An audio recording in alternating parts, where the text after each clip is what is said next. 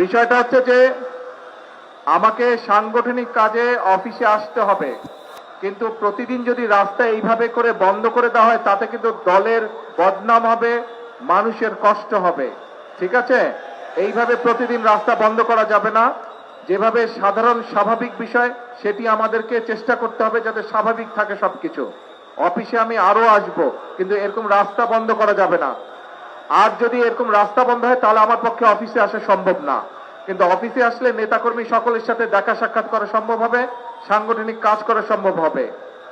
আমি কথা বোঝাতে পেরেছি? রাস্তা বন্ধ করা যাবে না।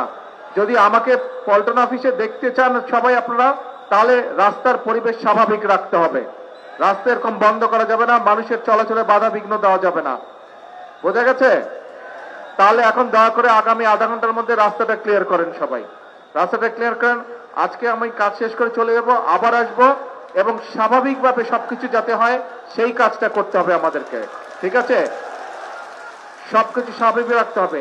আর একটি কথা, মানুষ অনেক প্রত্যাশা নিয়ে দলের দিকে তাকিয়ে আছে। মানুষ অনেক প্রত্যাশা নিয়ে দলের দিকে তাকিয়ে আছে।